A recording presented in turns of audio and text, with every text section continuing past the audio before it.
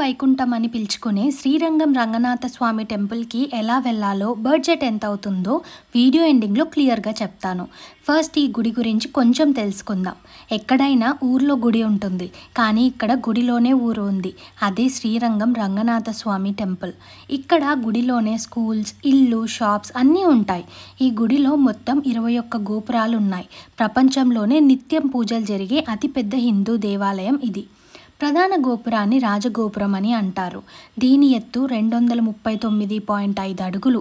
దేశంలోనే అతిపెద్ద రాజగోపురం. అచ్యుత దేవరాయ ఈ గోపురాన్ని మొదలుపెట్టారు. ఆయన చనిపోయాక 400 ఏళ్ల తరువాత శ్రీ వేదాంత దేశిక పూర్తి చేశారు. మెయిన్ టెంపుల్లోకి వెళ్ళడానికి 7 గోపురాలు దాటి వెళ్ళాలి.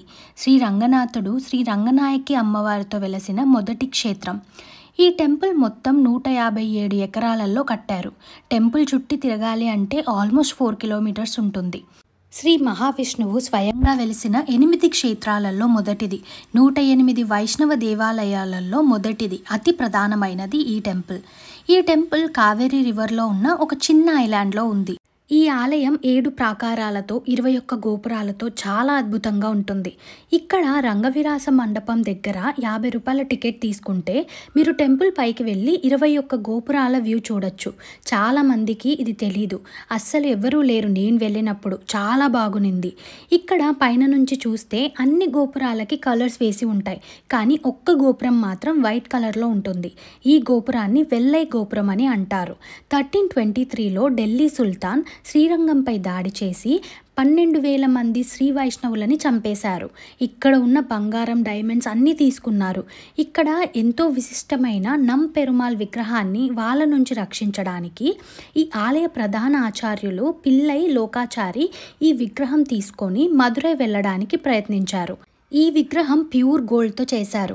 పిల్లై లోకాచార్యులు సైనికానికి ఎక్కడ దొరుకుతారో అని అక్కడ ఉన్న దేవదాసి అయిన వెల్లై తన నాట్యంతో సుల్తాన్ సైనిక కమాండర్ టైం వృధా చేసి మెల్లగా ఈ గోపురం దగ్గరికి తీసుకొని వచ్చి పైనుంచి తనని తోసి చంపేసింది. తరువాత తను కూడా దూకి చనిపోయింది. తాను చేసిన ఈ త్యాగానికి గుర్తుగా ఈ గోపురానికి తెల్ల రంగు వేశారు. అప్పటి నుంచి దీన్ని వెల్లై గోపురంగా పిలుస్తున్నారు. మీరు శ్రీరంగం వెళ్తే ఈ వ్యూ మాత్రం అస్సలు మిస్ అవ్వద్దు. హైదరాబాద్ నుంచి శ్రీరంగం టెంపుల్కి టోటల్ బడ్జెట్ 3,500 రూపీస్ అవుతుంది. రౌండ్ ట్రిప్ 2 డేస్ 1 నైట్ అయితే టైం పడుతుంది. హైదరాబాద్ నుంచి వీక్లీ 3 డేస్ ట్రైన్స్ అవైలబుల్ ఉన్నాయి from Kacheguda to Tiruchirappalli. Ticket cost 655 per person. Temple timing 6 AM to 9 PM. దర్శనానికి నేనైతే 100 రూపీస్ టికెట్కి వెళ్ళాను, బికాజ్ నేను వెళ్ళినప్పుడు చాలా క్రౌడ్ ఉన్నింది. బట్ మీకు ఫ్రీ దర్శనం కూడా అవైలబుల్ ఉంటుంది. పాసిబుల్ అయితే వెళ్ళొచ్చు. స్టేకి రూమ్స్ 1200 నుంచి అయితే స్టార్ట్ అవుతాయి. మీరు ఒకవేళ ఈ టెంపుల్ విజిట్ చేస్తే ప్రీ బుక్ చేసుకొని వెళ్ళండి, బికాజ్ ఈ టెంపుల్కి ఎప్పుడు రష్గా ఉంటారు జనాలు.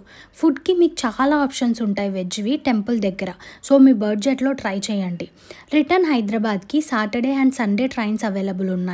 నేను మీకు కంప్లీట్గా డీటెయిల్స్ అన్ని డిస్క్రిప్షన్లో ఇస్తాను, చెక్ చేయండి. ఇంకేం డౌట్స్ ఉన్నా కమెంట్ చేయండి. ఇంకా మీకు మంచి బడ్జెట్ ట్రిప్స్ కోసం ఈ ఛానల్ని సబ్స్క్రైబ్ చేసుకోండి. Thank you all.